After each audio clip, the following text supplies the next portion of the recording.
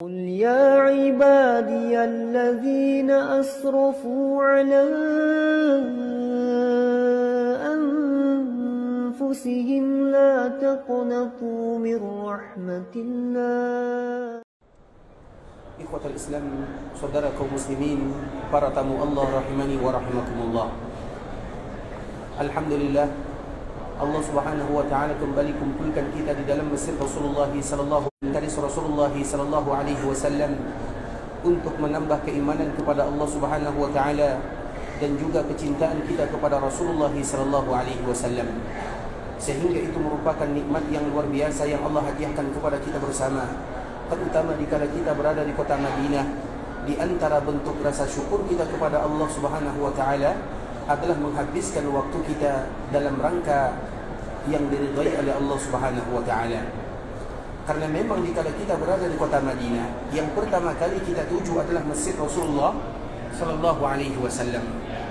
Ketika kita berada di kota Madinah, ikhwatul Islam, maka tujuan pertama kita adalah Masjid Rasulullah sallallahu alaihi wasallam. Sehingga apabila kita diberikan nikmat datang ke kota Madinah, maka perbanyaklah waktu di dalam Masjid Rasulullah sallallahu alaihi wasallam. Karena Masjid Nabi sallallahu alaihi wasallam, sebagaimana yang kemarin telah kita jelaskan, bukan hanya kita menjadikan sebagai tempat atau sebagai melaksanakan ibadah salat 5 waktu saja. Semua ibadah yang bisa kita lakukan, lakukanlah di dalam Masjid Rasulullah sallallahu alaihi wasallam selama kita diberikan nikmat dan waktu oleh Allah untuk berada di kota Madinah. Karena memang di antara bentuk rasa syukur yang sebenarnya adalah dengan memperbanyak ibadah kepada Allah Subhanahu wa taala. Kita yang ingin bersyukur kepada Allah, terutama syukurnya kita kepada Allah dikala Allah pilih kita untuk menjadi tamunya, salah satu bentuknya adalah menghabiskan waktu untuk beribadah kepada Allah. Karena syukur dengan ibadah dua hal yang tidak bisa terpisahkan. Orang yang bersyukur kepada Allah, maka mesti bagi mereka beribadah kepada Allah. Mereka yang beribadah kepada Allah, maka mereka bersyukur kepada Allah Subhanahu wa taala. Dan itulah doa yang selalu kita minta kepada Allah Subhanahu wa taala. Bukankah Nabi sallallahu alaihi wasallam setiap hari mengucapkan doa ini, yang mana doa ini juga dianjurkan bagi kita untuk mengucapkannya? Allahumma a'inni ala dzikrika wa syukrika wa husni ibadatik. Coba bayangkan, Nabi sallallahu alaihi wasallam menyebutkan, Allahumma a'inni ala dzikrika. Ya Allah, bantu diriku untuk selalu berzikir kepadamu, mengingatmu. Allahumma a'inni ala dzikrika wa syukrika wa husni ibadatik. Allah gabungkan antara syukur dengan ibadah. Allahumma a'inni ala dzikrika wa syukrika wa husni ibadatik. Ya Allah, bantu aku untuk selalu bersyukur. Kemudian wa husni ibadah, bantu aku untuk selalu memperbagus ibadah. Artinya antara syukur dengan ibadah dua hal yang tidak bisa terpisahkan. Sehingga di antara bentuk kita bersyukur kepada Allah adalah beribadah kepada Allah. Di antara bentuk kita bersyukur kepada Allah ketika Allah berikan nikmat bisa datang ke kota Madinah adalah beribadah kepada Allah Subhanahu wa taala. Walaupun siang dan malam kita mengucapkan alhamdulillah aku bersyukur, tapi kita tidak beribadah kepada Allah, maka belum sempurna rasa syukur yang kita lakukan. Karena memang syukur itu ikhwatul Islam yang paling berat adalah bagaimana dengan amalan. Dengan itu pula lah Allah Subhanahu wa taala menyebutkan wa qalilun min ibadiyas syakur. Yang bersyukur itu tidak banyak. Artinya yang beribadah, yang beramalan itu atau yang beramal itu tidak banyak. Mereka yang bersyukur kepada Allah dengan lisan, semua kita bisa melakukannya.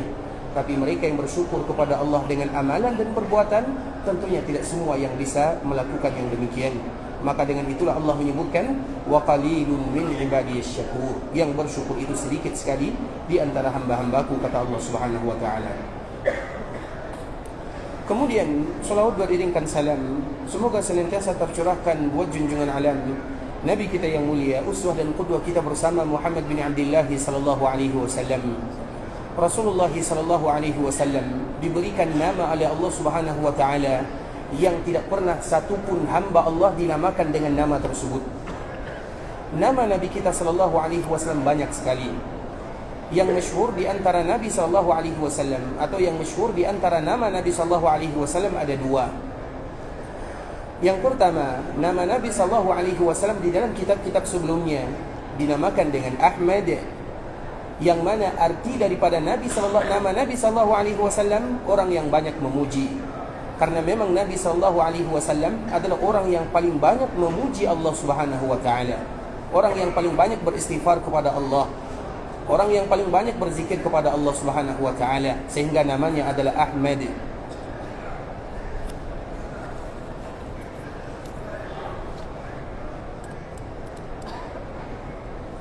Kemudian di antara nama Nabi yang kedua yang masyhur, nama Nabi sallallahu alaihi wasallam yang masyhur bagi kita adalah Muhammad. Nama Ahmad itu biasanya nama yang masyhur bagi umat-umat sebelumnya, walaupun itu semua merupakan nama Nabi sallallahu alaihi wasallam. Ahmad nama yang disebutkan oleh Allah Subhanahu wa taala di dalam kitab-kitab sebelumnya. Sedangkan Muhammad adalah nama yang disebutkan oleh Allah Subhanahu wa taala di dalam Al-Qur'an. Yang keduanya tidak bertentangan, namun memiliki makna yang berbeda. Ahmad artinya orang yang banyak memuji, karena memang Nabi adalah orang yang paling banyak memuji Allah. Sedangkan Muhammad artinya adalah orang yang banyak dipuji. Muhammad sallallahu alaihi wasallam, Allah berikan namanya dengan Muhammadun karena Nabi sallallahu alaihi wasallam adalah orang yang banyak dipuji. Sehingga Allah memuji Nabi sallallahu alaihi wasallam, malaikat juga memuji Nabi sallallahu alaihi wasallam. Tinggal giliran kita untuk selalu memuji Rasulullah sallallahu alaihi wasallam. Dan di antara bentuk kita memuji Rasulullah sallallahu alaihi salawat kepada Rasul kita yang mulia Muhammad bin Abdullah sallallahu alaihi wasallam. Allahumma salli ala Muhammad wa ahli baitihi wa azwajihi wa dhurriyyatihi kama sallaita ala Ibrahim innaka Hamidum Majid.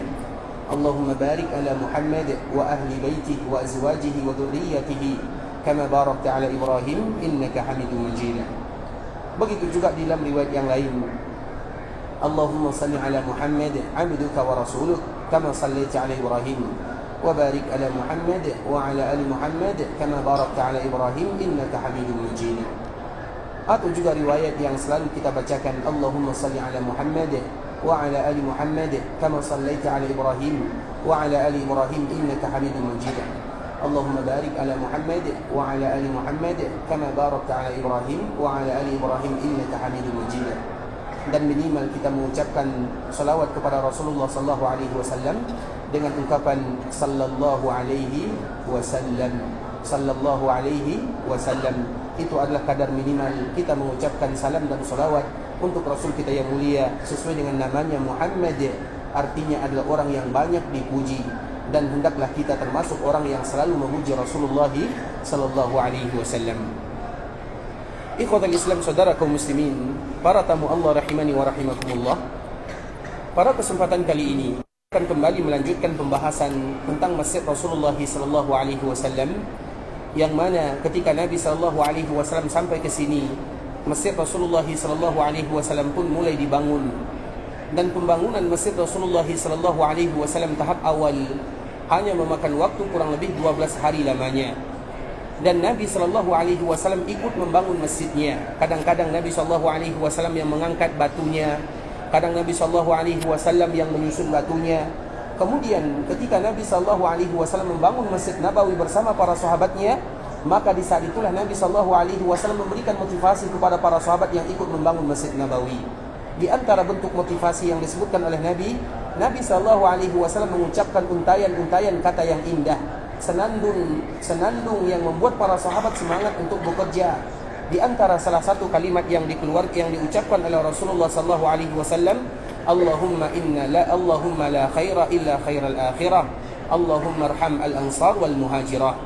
Ya Allah, sesungguhnya tidak ada kebaikan kecuali kebaikan akhirat. Artinya ketika para sahabat Nabi membangun Masjid Nabawi, itu adalah kebaikan akhirat, itu adalah investasi akhirat. Mereka tidak mendapatkan upah. Mereka tidak mendapatkan upah dengan membangun Masjid Rasulullah sallallahu alaihi wasallam, sehingga Nabi menyebutkan Allahumma la khaira illa khairal akhirah. Ya Allah, sesungguhnya tidak ada kebaikan kecuali kebaikan akhirat. Nabi menanamkan di dalam jiwa para sahabatnya agar mereka selalu beramal dan beribadah untuk Allah Subhanahu wa taala. Terutama pembangunan Masjid Nabawi, masjid yang sangat indah, masjid yang pondasinya adalah iman dan takwa kepada Allah Subhanahu wa taala. Karena memang ayat yang menyebutkan la masjidun ussisa 'ala taqwa, masjid yang pondasinya adalah iman dan takwa. Ayat ini adalah ayat yang bercerita tentang Masjid Quba. Nah, kalau seandainya Masjid Quba, masjid yang pondasinya iman dan takwa, maka Masjid Nabawi, maka pondasinya double iman dan takwanya.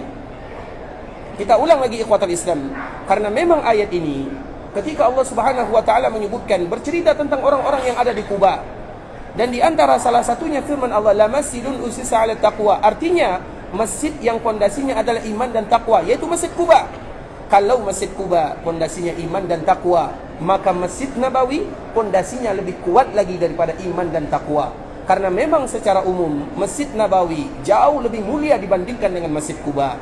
Kalau Masjid Quba saja pondasinya iman dan takwa, maka Masjid Nabawi pondasinya lebih lagi kuat daripada pondasinya Masjid Quba yang disebutkan oleh Allah Subhanahu wa taala dalam firman-Nya.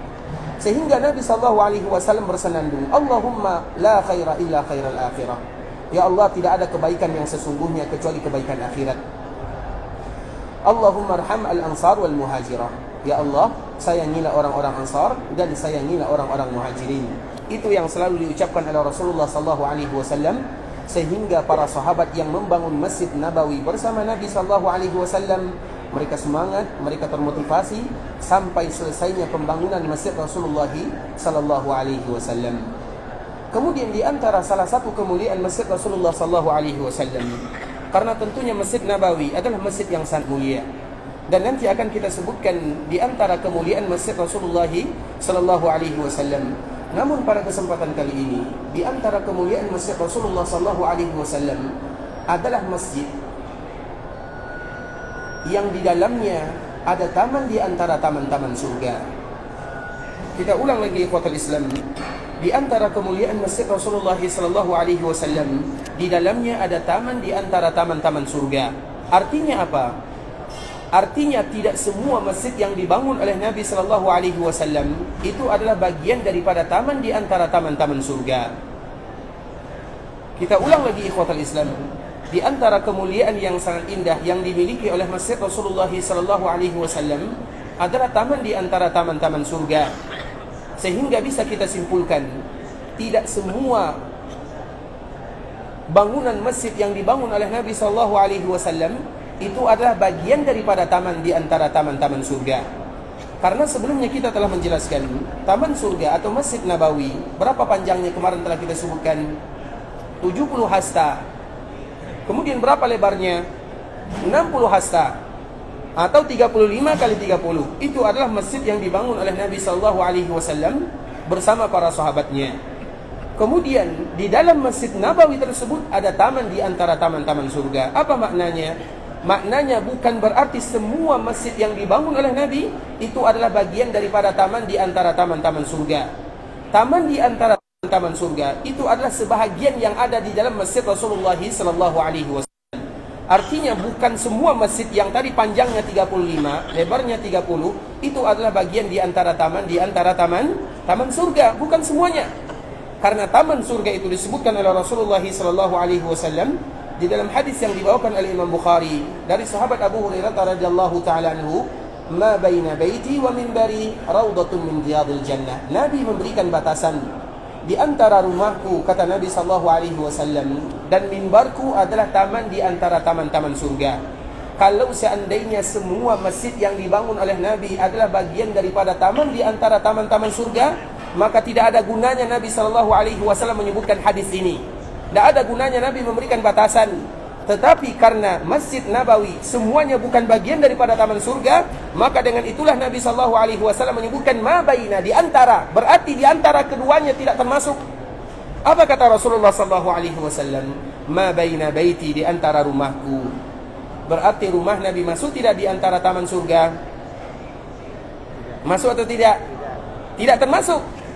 Berarti rumah Nabi SAW tidak termasuk bagian daripada taman-taman surga. Karena Nabi menyebutkan ma baina baiti, di antara rumahku. Berarti rumah Nabi tidak termasuk. Artinya rumah Nabi SAW adalah rumah Nabi SAW. Dan itu tidak terhitung sebagai Masjid Rasulullah SAW. Karena Nabi menyebutkan ma baina baiti, di antara rumahku. Berarti rumah tidak termasuk ke dalamnya.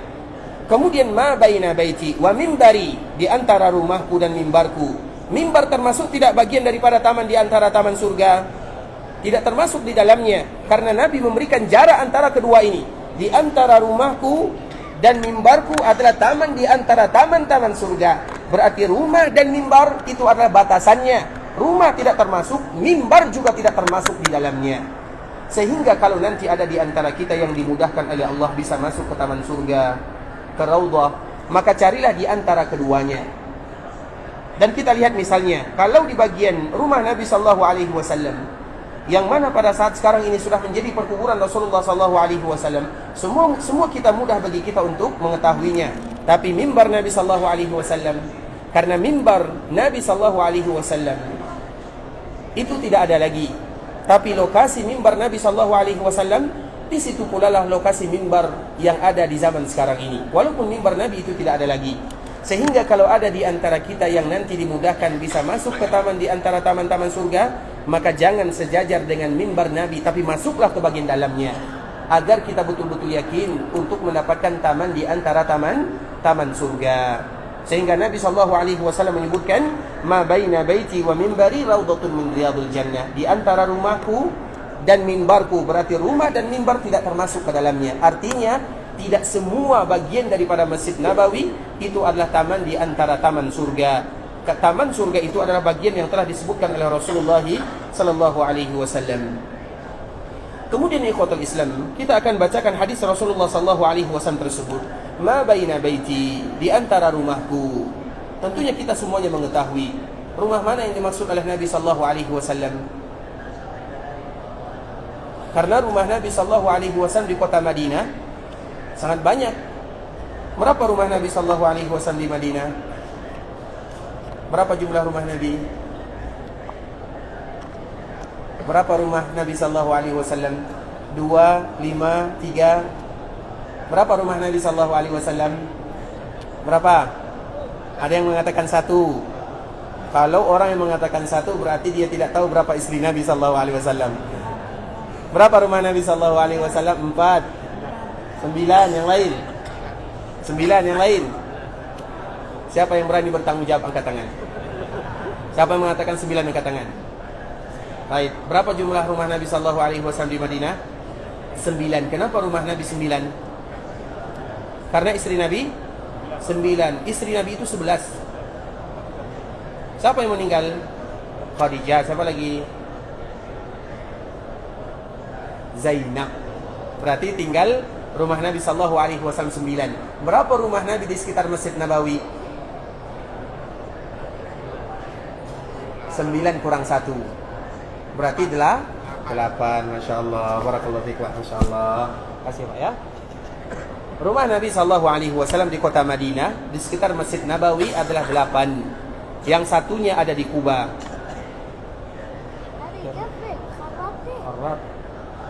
طفي ها خلاص راح 3 فيه خلاص وين الحلقه وين الحلقه هذه 3 ابغى.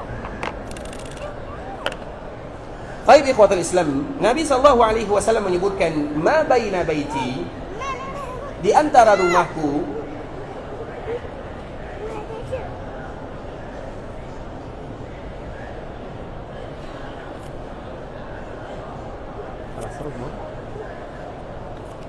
Baik.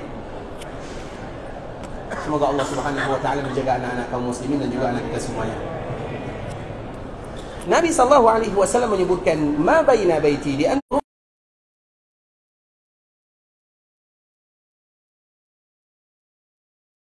rumah bunda kita Aisyah radhiyallahu taala anha. Nah, yang menjadi pertanyaan ikhwatul Islam,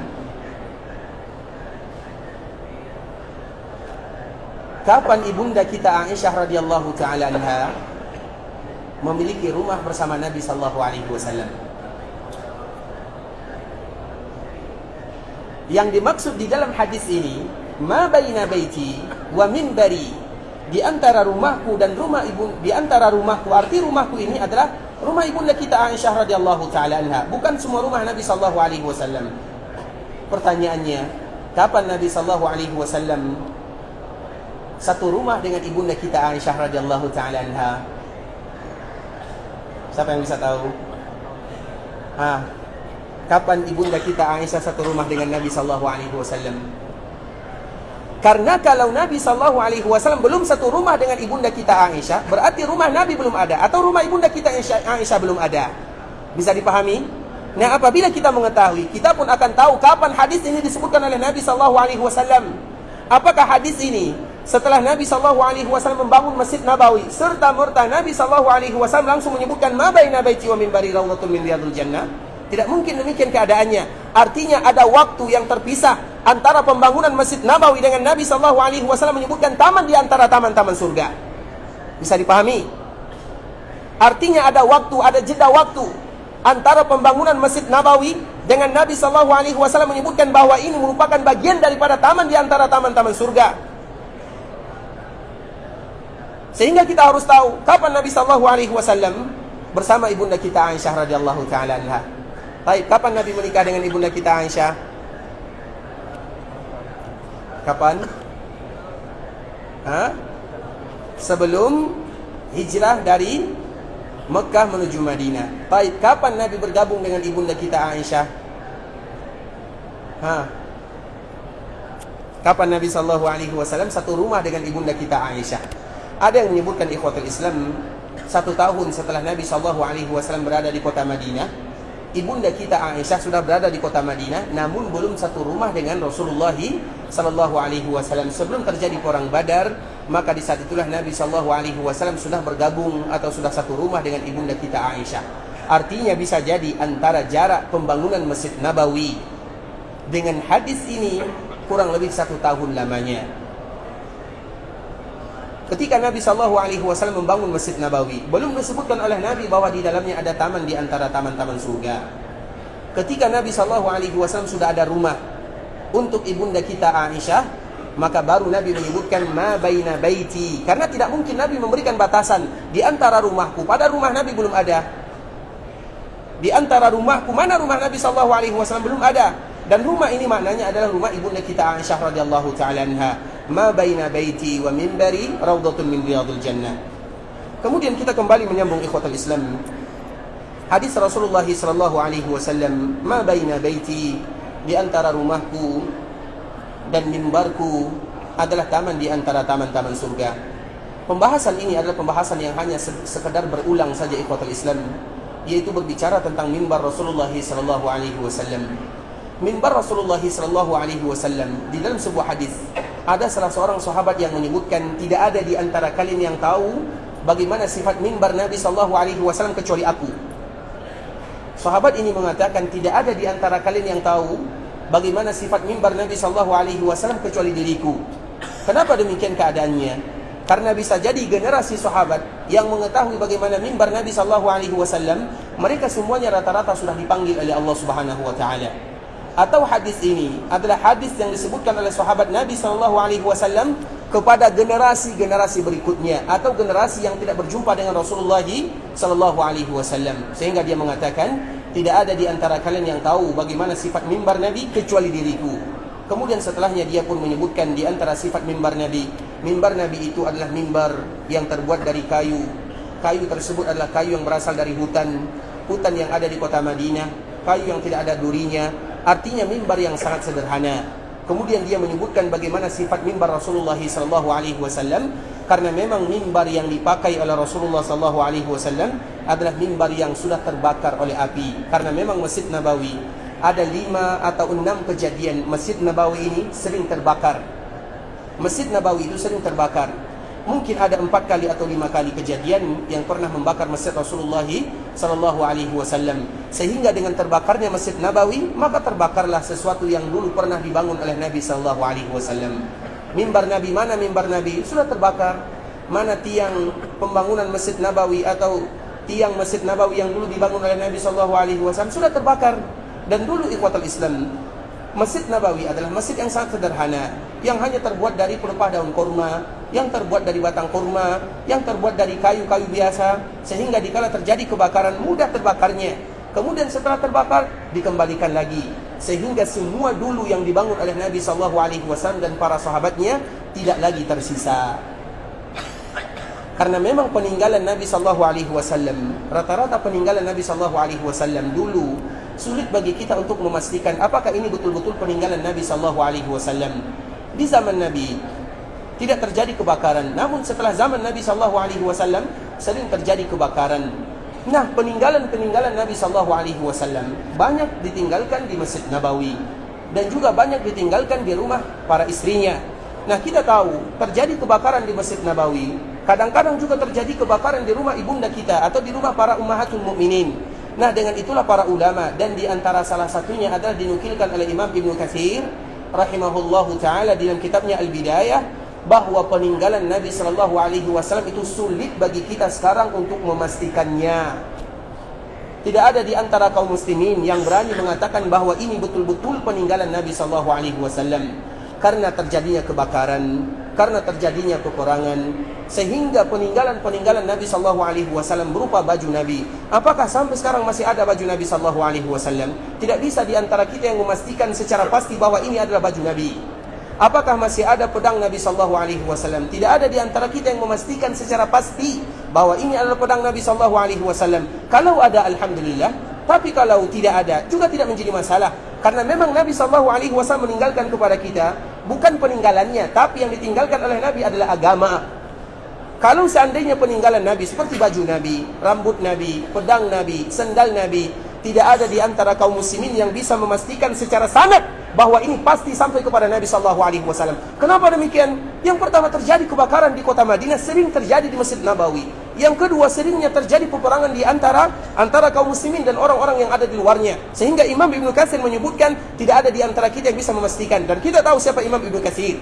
Imam Ibnu Katsir rahimahullah adalah salah seorang ulama yang disebut dengan muhakkik itu. Kita tahu semuanya bagaimana Imam Ibnu Katsir rahimahullah memiliki dua kitab yang sangat indah. Yang pertama, kitab yang berkaitan dengan tafsir. Yang kedua, kitab yang berkaitan dengan sejarah. Dan sejarah ada yang namanya Al-Bidayah, ada juga yang namanya Qisasul Anbiya. Semuanya adalah karangan Imam Ibnu Katsir rahimahullah. Dia menyebutkan tidak ada yang memastikan demikian. Kalau ada, alhamdulillah. Kalau tidak ada juga tidak menjadi masalah. Namun Nabi tinggalkan kepada kita adalah kitabullah dan hadis-hadis Rasulullah SAW. Salah satunya adalah mimbar Nabi SAW. Ketika kita berbicara tentang mimbar Nabi itu tidak ada lagi. Mimbar Nabi itu tidak ada lagi. Mimbar yang dulu Nabi berdiri di atasnya tidak ada lagi. Kenapa tidak ada lagi ikhwatal Islam? Karena sudah terbakar.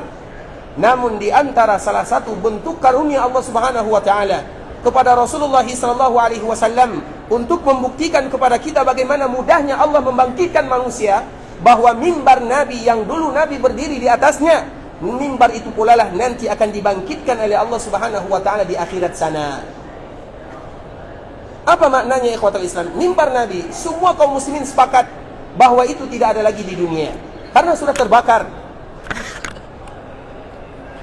Namun di antara karunia Allah Subhanahu wa taala menunjukkan kepada kita bersama bahwa mimbar Nabi ini yang tadi terbuat dari kayu hutan sama persis, itu pula lah mimbar yang nanti akan dikumpulkan oleh Allah Subhanahu wa taala di akhirat bersama Rasulullah sallallahu alaihi wasallam. Artinya apa ikhwatul Islam? Kalau mimbar apabila terbakar, tidak ada yang tersisa. Kalau manusia dikala mereka dikuburkan, ada yang tersisa. Dan yang tersisa itu adalah ajabud dzanab, atau yang kita kenal dengan tulang ekor. Kalau sesuatu yang tidak tersisa saja mudah dibangkitkan oleh Allah Subhanahu wa taala, maka sesuatu yang tersisa lebih mudah lagi dibangkitkan oleh Allah Subhanahu wa taala.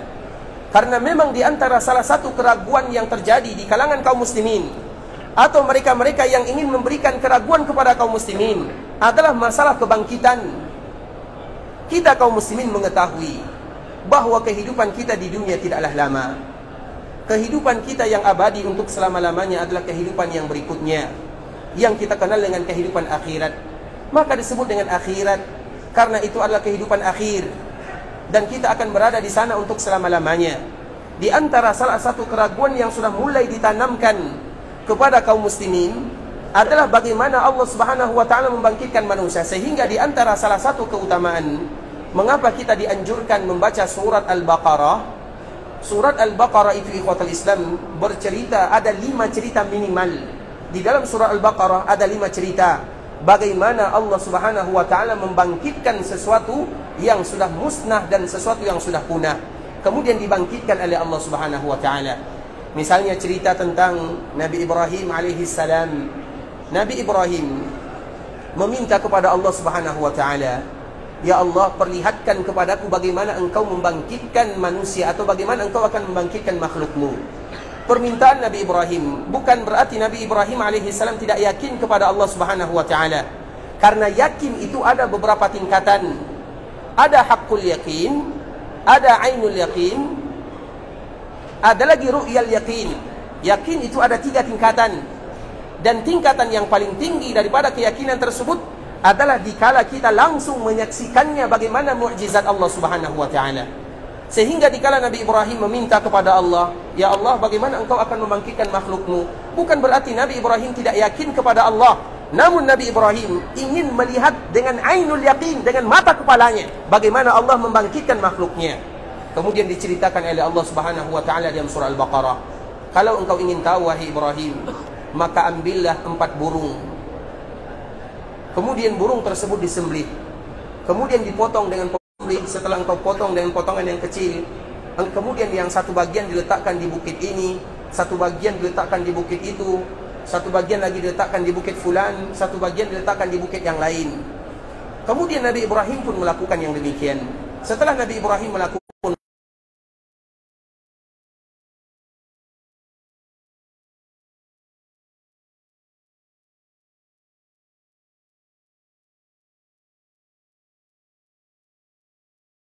Allah subhanahu wa ta'ala, dan kembali dihidupkan oleh Allah subhanahu wa ta'ala, dan dilihat oleh mata kepala Nabi Ibrahim alaihissalam. Itu terdapat ceritanya dalam surah Al-Baqarah. Belum lagi ikhwatal Islam, di dalam surah Al-Baqarah ada di antara manusia yang diwafatkan oleh Allah subhanahu wa ta'ala 100 tahun lamanya, dia dan keledainya. Kemudian setelah 100 tahun Allah kembali hidupkan dirinya. Maka itu juga merupakan cerita bagaimana mudahnya Allah subhanahu wa ta'ala mengembalikan sesuatu yang sudah punah, sesuatu yang sudah tidak ada. Nah, cerita ini ada 5 dalam surah Al-Baqarah. Artinya ikhwatul Islam, di dalam surah Al-Baqarah ada 5 ceritanya. Di dalam hadis-hadis Nabi SAW banyak lagi ceritanya. Dan di antara salah satu ceritanya ada tentang mimbar Nabi SAW. Mimbar Nabi yang sudah musnah, yang sudah punah, yang sudah tidak ada, nanti akan dikembalikan oleh Allah subhanahu wa ta'ala sesuai dulu yang pernah diduduki dan Nabi SAW berdiri di atasnya.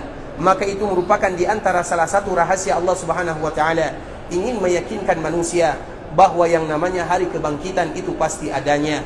Tinggal bagaimana kita mempersiapkan diri untuk berjumpa dan bersua dengan Allah subhanahu wa ta'ala.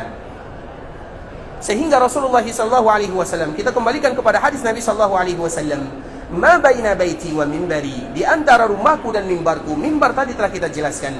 Mimbar Nabi SAW, mimbar itu pula lah nanti yang akan selalu bersama Nabi SAW di akhirat.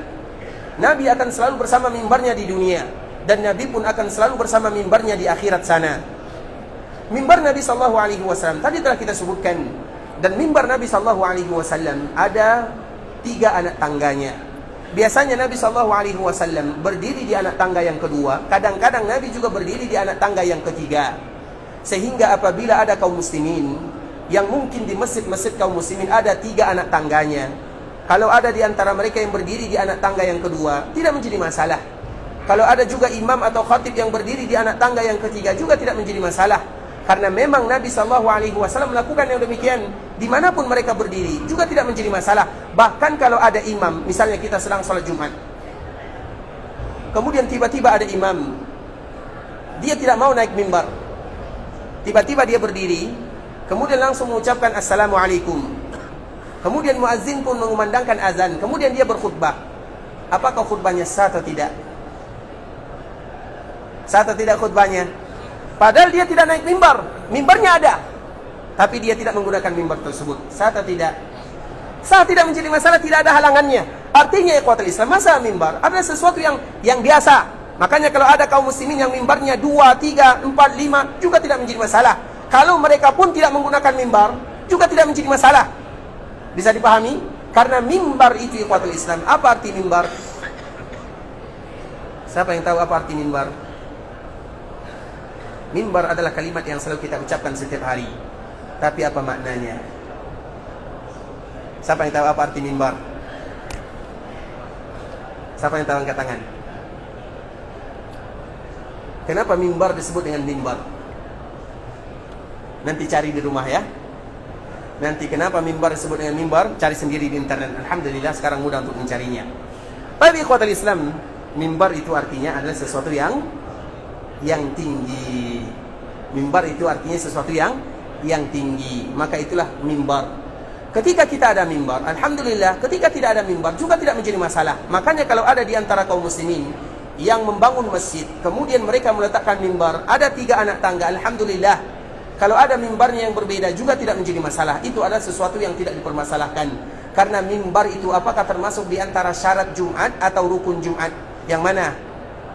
Mimbar itu termasuk syarat melaksanakan sholat Jumat atau rukun Jumat? Yang mana? Siapa yang bisa jawab? Angkat tangan. Ini yang pertama kali jawab, silakan. Syarat melaksanakan sholat Jumat. Syarat itu apa artinya? Di luar rukun. Berarti kalau tidak ada mimbar tidak sah. Tidak sah. Ini kayaknya fatwa ekstrim ya. Nah, baik. Baik. Kalau tidak ada mimbar berarti tidak sah salat Jumatnya, seperti itu.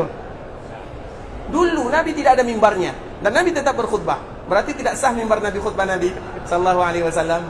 Bagaimana cara menjawabnya? Yang lain, sama bisa menjawab. Mimbar itu ikhwatul Islam tidak termasuk syarat juga tidak termasuk rukun, tapi itu merupakan di antara sunnah Rasulullah sallallahu alaihi wasallam. Artinya apabila ada di antara kaum muslimin mereka yang berbeda di antara masalah mimbar, itu tidak menjadi masalah. Jadi masalah mimbar itu tidak dipermasalahkan karena itu tidaklah bagian daripada rukun, juga tidak bagian daripada syarat, bahkan juga tidak bagian daripada wajib-wajib Jumat. Itu adalah di antara sunnah Nabi atau di antara ciri mimbar Nabi sallallahu alaihi wasallam. Berarti sebelum Nabi sallallahu alaihi wasallam ada mimbar, Nabi tidak berkhutbah di atas mimbarnya. Dan itulah yang terjadi ikhwatul Islam. Ketika Nabi sallallahu alaihi wasallam berada di kota Madinah, berjalan beberapa waktu lamanya. Setelah beberapa waktu lamanya, ada yang menawarkan mimbar kepada Nabi sallallahu alaihi wasallam. Berarti sebelum ada mimbar, Nabi sallallahu alaihi wasallam berkhutbah, berceramah, tidak menggunakan mimbar. Dan itu tidak menjadi masalah. Kemudian suatu ketika ikhwatul Islam, ada salah seorang wanita yang berasal dari kota Madinah. Dia menawarkan diri kepada Nabi sallallahu alaihi wasallam. Ya Rasulullah, maukah aku buatkan untukmu mimbar? Maka pada saat itu Nabi sallallahu alaihi wasallam butuh kepada mimbar, karena memang Nabi butuh kepada mimbar. Kemudian Nabi sallallahu alaihi wasallam mengiyakan. Iya. Maka setelah Nabi sallallahu alaihi wasallam mengiyakan, baru Nabi sallallahu alaihi wasallam atau baru wanita ini membuat mimbar untuk Nabi sallallahu alaihi wasallam dengan sifat yang tadi telah kita jelaskan bagaimana mimbar Nabi. Artinya mimbar Nabi adalah mimbar yang sangat sederhana. Kemudian setelah mimbar ini dibawakan ke dalam masjid Rasulullah sallallahu alaihi wasallam, dan ini juga di antara kisah yang selalu kami sampaikan di ikhwatul Islam, semoga memberikan manfaat kepada kita bersama. Pertama kali mimbar itu dibuat untuk Nabi sallallahu alaihi wasallam, maka Nabi pun ingin memanfaatkan atau ingin menggunakan mimbarnya. Pertama kali Nabi sallallahu alaihi wasallam naik mimbar, maka ketika itulah didengarkan ada seperti suara tangisan bayi yang menangis di dalam Masjid Nabawi. Kemudian dikala dilihat di kanan, dilihat di kiri, tidak ada orang yang menangis di sana. Ternyata yang menangis itu tidak lain tidak bukan adalah pohon kurma yang biasa dijadikan pegangan oleh Nabi sallallahu alaihi wasallam. Pohon kurma, ada salah satu pohon kurma yang pohon kurma ini tidak ada lagi. Karena juga dia terbakar dulu ketika terjadi kebakaran di Masjid Nabawi. Nah, pohon kurma ini adalah pohon kurma yang selalu dipegang oleh Nabi sallallahu alaihi wasallam dikala Nabi berceramah atau dikala Nabi berkhutbah. Kemudian ketika ada mimbar, otomatis Nabi sallallahu alaihi wasallam tidak lagi memegang pohon kurma tersebut. Pertama kali Nabi naik ke atas mimbar, maka didengarkan tangisan ibarat seorang bayi yang menangis. Dilihat tidak ada bayi di sana. Ternyata yang menangis itu adalah pohon kurma yang tadi biasa dipegang oleh Rasulullah sallallahu alaihi wasallam.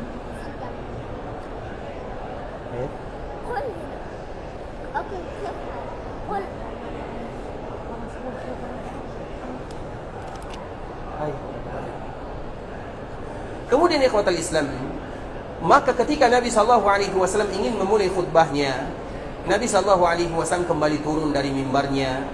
Kemudian Nabi sallallahu alaihi wasallam datang ke pohon kurma yang tadi biasa dipegang oleh Nabi sallallahu alaihi wasallam. seolah-olah mengucapkan kalimat perpisahan, karena yang menangis itu adalah pohon kurma atau batang kurma yang tadi biasa dipegang oleh Nabi. Dia sedih. Kenapa dia sedih? Karena dia tidak lagi dipegang oleh Nabi SAW. Biasa dia dipegang oleh Nabi SAW, namun sekarang dia tidak lagi dipegang oleh Nabi. Nabi sudah berpindah ke mimbar, sehingga dia sedih. Dengan kesedihannya, maka Allah mengilhamkan kepadanya ada suara. Kita tahu pohon korma, mana pohon korma yang bisa mengeluarkan suara? Bagaimana pohon korma bisa menangis? Sehingga dari sini dapat kita ambil kesimpulan ikhwatul Islam. Ternyata yang berbicara, yang bisa mengeluarkan suara bukan hanya manusia. Makhluk Allah yang lain pun bisa mengeluarkan suara. Kita ulang lagi ikhwatul Islam.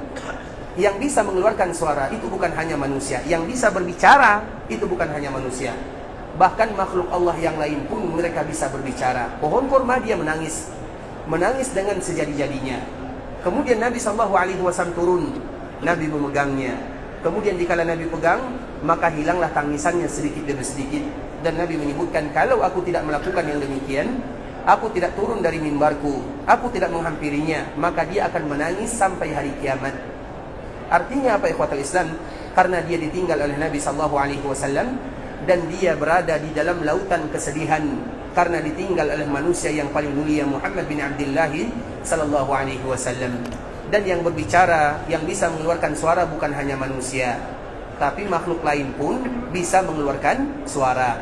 Seperti misalnya makanan. Nabi SAW sering makan bersama para sahabatnya. Apa kata para sahabat Nabi SAW? Kami sering makan bersama Nabi, makan makanan, dan kami mendengarkan makanan itu bertasbih, wa huwa yukal, dan dia sedang kami makan. Dan kami mendengarkan makanan tersebut bertasbih. Artinya banyak yang berbicara. Namun kalau kejadian ini terjadi kepada kita, kalau kita makan kemudian bertasbih mengeluarkan suara, apa yang terjadi? Nggak jadi makan. Artinya kita akan buang dan kita akan takut dengannya. Begitu juga keadaan yang lain. Nabi SAW dikala berada di Mekah, ada batu yang mengucapkan salam kepada Nabi. Kalau kita lewat di belakang rumah, ada pohon yang berbicara. Coba bayangkan, apa yang terjadi? Antara dua kemungkinan. Yang pertama kita lari, yang kedua kita mendekatinya. Antara yang kedua, tapi lebih bagus, lebih banyak yang pertama. Kita pasti akan lari dengannya. Artinya ternyata makhluk Allah selain yang namanya manusia itu banyak yang berbicara, bahkan rata-rata semuanya. Sebagaimana yang disebutkan oleh Allah Subhanahu wa taala dalam surah Al-Isra, semuanya makhluk Allah yang ada di dunia, mereka semuanya beristighfar dan bertasbih kepada Allah Subhanahu wa taala. Artinya dikala makhluk Allah selain manusia mereka beristighfar dan minta ampun kepada Allah, bertasbih kepada Allah, apakah mungkin Allah butuh kepada tasbih yang kita ucapkan? Butuh atau tidak? Tidak butuh. Mana yang lebih banyak? Makhluk Allah yang bernama manusia atau makhluk Allah yang lain? Lebih banyak makhluk Allah yang lain. Dan semua makhluk Allah selain yang namanya tsaqalain, selain manusia, selain jin, semuanya mereka berzikir kepada Allah Subhanahu wa taala. Mereka bertasbih kepada Allah Subhanahu wa taala, baik yang bernyawa ataupun yang tidak bernyawa.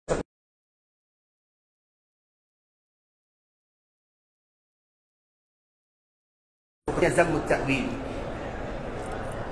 Ceritanya sudah lama sekali kami baca, tapi kami masih ingat. Ceritanya adalah cerita tentang Nabi Sulaiman alaihissalam.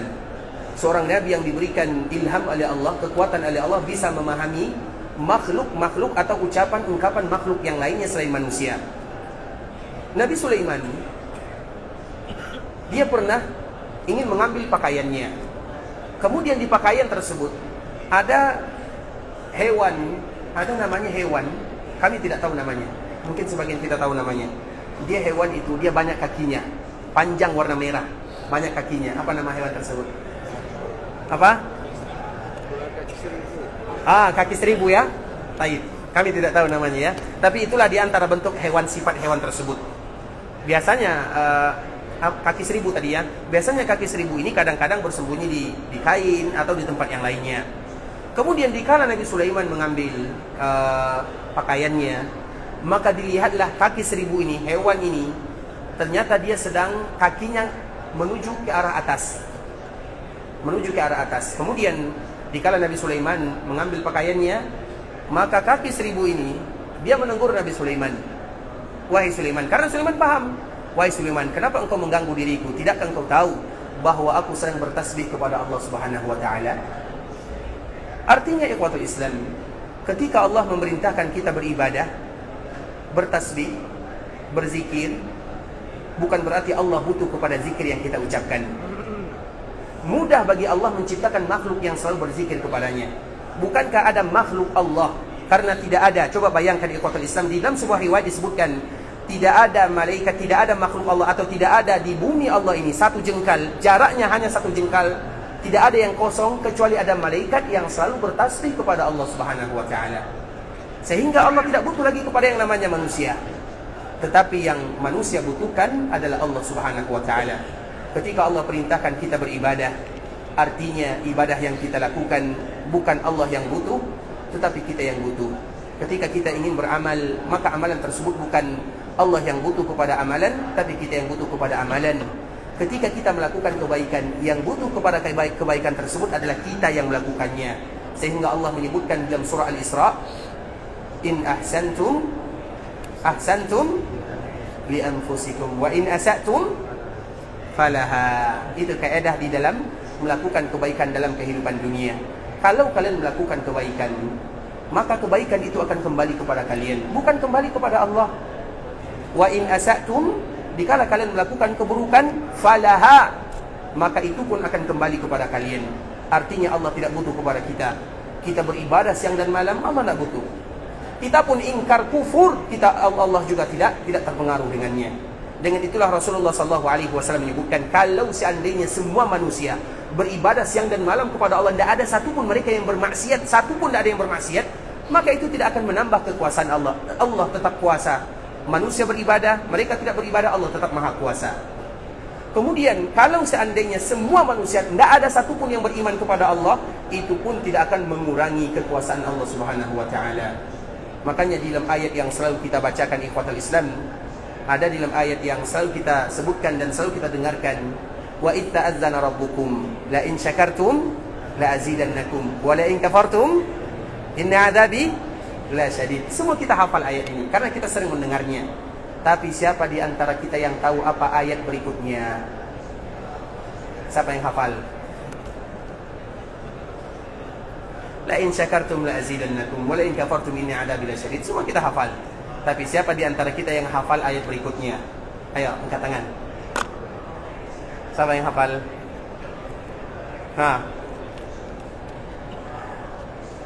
Tidak ada?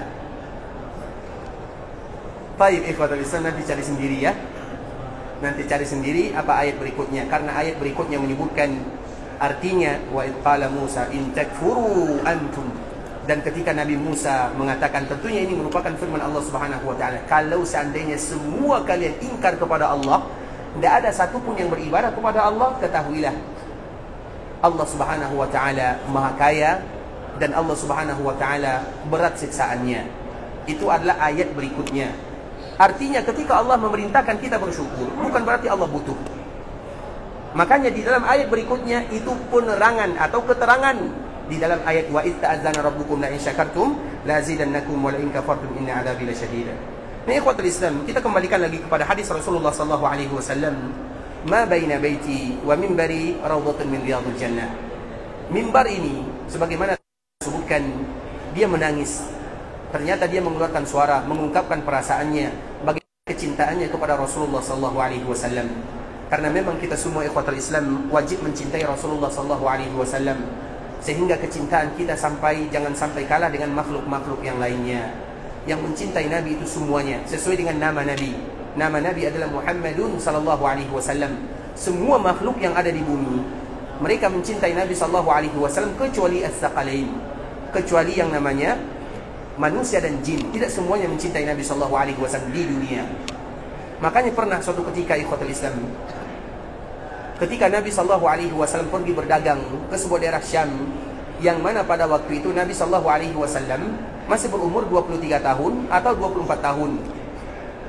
Kemudian ketika dia pergi berdagang, maka disitulah diperlihatkan bagaimana semua makhluk mencintai Rasulullah sallallahu alaihi wasallam.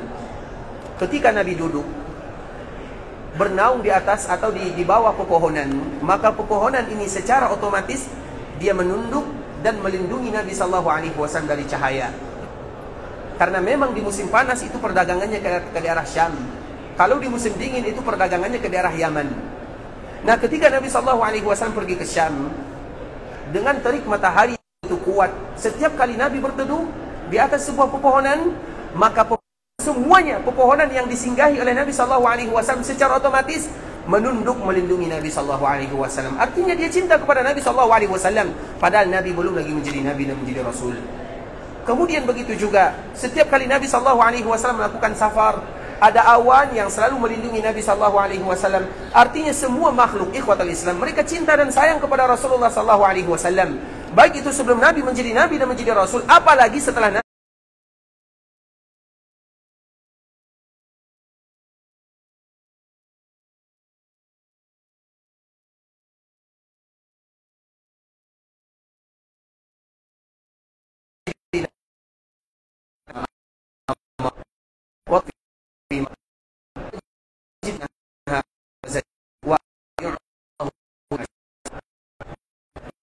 Dan kita ulang lagi, kalau kita betul-betul mencintai Nabi, maka ingatlah 4 konsep ini. Yang pertama, mereka yang mencintai Nabi akan senantiasa mentaati orang yang dia cintai. Banyak perintah Nabi sallallahu alaihi wasallam kepada kita. Apakah kita sudah berusaha untuk melakukan perintah Nabi sallallahu alaihi wasallam? Banyak yang diinginkan oleh Nabi sallallahu alaihi wasallam kepada kita. Apakah kita sudah berusaha mencintai Nabi sallallahu alaihi wasallam? Apakah kita sudah berusaha mencintai apa yang dicintai oleh Nabi sallallahu alaihi wasallam? Kalau belum, dan masih banyak perkara-perkara yang diinginkan oleh Nabi dan kita belum bisa melakukannya, maka di saat itulah kita kembali berdoa kepada Allah, ya Allah berikan kemudahan kepadaku untuk melakukan apa yang diinginkan oleh Nabi sallallahu alaihi wasallam. Karena memang itu yang namanya cinta. Ta'atuhu fima amar. Kita wajib mentaati Nabi sallallahu alaihi wasallam terhadap semua yang Nabi perintahkan. Pertanyaannya, sudah berapa banyak perintah Nabi yang kita lakukan? Atau berapa banyak perintah Nabi yang masih berani bagi kita untuk melanggarnya? Karena mereka yang mencintai Nabi, otomatis mereka akan melaksanakan apa yang diperintahkan oleh Nabi sallallahu alaihi wasallam. Kemudian yang kedua, wa tasdiquhu fima akhbar. Mencintai Nabi sallallahu alaihi wasallam artinya membenarkan semua yang diucapkan oleh Nabi sallallahu alaihi wasallam. Kita kaum muslimin, apakah sudah membenarkan semua yang disampaikan oleh Nabi sallallahu alaihi wasallam atau masih ada tanda tanya di dalam jiwa dan raga kita? Misalnya Nabi sallallahu alaihi wasallam perintah kepada kita, hendaklah kalian melaksanakan salat subuh 2 rakaat. Kalau ada di antara kita yang bertanya, mengapa salat subuh harus 2 rakaat? Berarti mereka belum betul-betul mencintai Nabi sallallahu alaihi wasallam. Kalau ada di antara kaum muslimin, dikala mendengarkan firman Allah Subhanahu wa taala, Allah halalkan ini, Allah haramkan ini, kemudian masih ada di antara mereka yang bertanya, mengapa Allah halalkan? Mengapa Rasul halalkan? Mengapa Rasul haramkan? Berarti apabila masih ada pertanyaan demikian, belum sempurna cinta mereka kepada Nabi sallallahu alaihi wasallam. Karena konsekuensi daripada cinta membenarkan semuanya tanpa banyak bertanya. Kemudian yang ketiga, di antara bentuk mencintai Nabi sallallahu alaihi wasallam adalah wajtinabu ma naha anhu wa zajar, meninggalkan apa yang Nabi larang kita untuk melakukannya. Apakah kita sudah meninggalkan apa yang dilarang Nabi sallallahu alaihi wasallam atau belum? Kemudian yang terakhir, di antara bentuk kita mencintai Nabi sallallahu alaihi wasallam, wa alla yu'badallahu illa bima syara', bahwa tidak boleh bagi kita beribadah kepada Allah kecuali melalui Rasulullah sallallahu alaihi wasallam. Artinya kita tidak akan tahu tentang agama kecuali Nabi yang menyampaikan kepada kita. Tidak boleh kita salat sampai kita tahu bagaimana Nabi salat. Tidak boleh kita puasa sampai kita tahu bagaimana Nabi puasa. Tidak boleh kita zakat sampai kita tahu bagaimana Nabi zakat. Tidak boleh kita haji dan umrah sampai kita tahu bagaimana Nabi melaksanakan ibadah haji dan umrah. Sehingga dikala kita beribadah kepada Allah, jalurnya melalui Nabi sallallahu alaihi wasallam. Ketika kita menjadikan Nabi sallallahu alaihi wasallam sebagai jalurnya, artinya dikala kita beribadah kepada Allah, kita menjadikan Nabi sallallahu alaihi wasallam sebagai acuan, maka di saat itulah kita di antara bentuk cinta kita kepada Rasulullah sallallahu alaihi wasallam. Sehingga wajib bagi kaum muslimin ikhwatul Islam untuk senantiasa mencintai Rasulullah sallallahu alaihi wasallam, karena memang cinta kepada Nabi sallallahu alaihi wasallam adalah kewajiban setiap kaum muslimin. Tidak boleh bagi mereka kecuali mereka wajib mencintai Nabi sallallahu alaihi wasallam melebihi segala-galanya. Mereka wajib mencintai Nabi melebihi cinta mereka terhadap hartanya, terhadap anaknya, terhadap orang tuanya, bahkan terhadap dirinya sendiri. Hadis yang selalu kami sampaikan, hadis Umar bin Khattab radhiyallahu ta'ala anhu. Dia mengatakan kepada Nabi, "Ya Rasulullah, sesungguhnya engkau adalah orang yang paling aku cintai melebihi segala-galanya, kecuali melebihi diriku." Kemudian apa kata Rasulullah? "Kalau demikian wahai Umar, berarti engkau belum cinta kepadaku sampai engkau mencintai diriku melebihi cintamu dibandingkan dengan kamu mencintai dirimu sendiri." Kemudian Umar pun mengatakan, "Ya Rasulullah, aku mencintaimu melebihi segala-galanya, bahkan melebihi cintaku kepada diriku." Di saat itulah Nabi baru mengatakan, "Al-ana ya Umar, sekarang baru engkau betul-betul mencintai diriku wahai Umar." Artinya ikhwatul Islam, mencintai Nabi SAW tidak mudah. Mencintai Nabi SAW butuh perjuangan dan pengorbanan. Mencintai Nabi SAW tidak cukup dengan kata-kata dan lisan saja. Kami cinta Nabi, kami cinta Nabi. Nabi SAW dicintai dengan hati, dengan lisan, dan yang terpenting adalah dengan amalan dan perbuatan. Kalau kita ingin mencintai Nabi SAW, belajarlah dari para sahabat Nabi yang mulia, bagaimana mereka mencintai baginda Nabi yang mulia SAW, agar kita tahu ternyata cinta kita kepada Nabi belum ada apa-apanya. Masih banyak hutang kita kepada Rasulullah SAW. Cinta kita kepada Rasulullah SAW belum sempurna, belum sekuat mungkin. Maka di saat itulah kita senantiasa berharap kepada Allah agar kita bisa mencintai Nabi SAW dengan cinta yang diinginkan oleh Allah dan juga dengan cinta yang diharapkan oleh Rasulullah SAW. Ikhwatul Islam, saudara kaum muslimin, para tamu Allah rahimani wa rahimakumullah. Sampai di sini pembahasan yang bisa kami jelaskan. Semoga Allah Subhanahu wa taala menjaga kita bersama. Yang benar tentunya dari Allah Subhanahu wa taala, yang salah sudah pasti dari diri kami pribadi karena kurangnya ilmu kami, karena kebodohan dan kejahilan kami. Kami mohon dimaafkan kalau ada kata-kata yang salah, kata-kata yang kurang berkenan di hati, kata-kata yang silaf dan salah kami dalam menyampaikannya. Dan kita selalu berharap kepada Allah Subhanahu wa taala agar Allah Subhanahu wa taala ampunkan dosa kita, agar Allah ampunkan dosa orang tua kita, agar Allah ampunkan dosa saudara-saudari kita, agar Allah ampunkan dosa orang-orang yang pernah berbuat baik kepada kita, agar Allah ampunkan dosa tetangga kita, agar Allah ampunkan dosa pemimpin kita, dan agar Allah ampunkan dosa seluruh kaum muslimin. قل يا عبادي الذين أسرفوا على أنفسهم لا تقنطوا من رحمة الله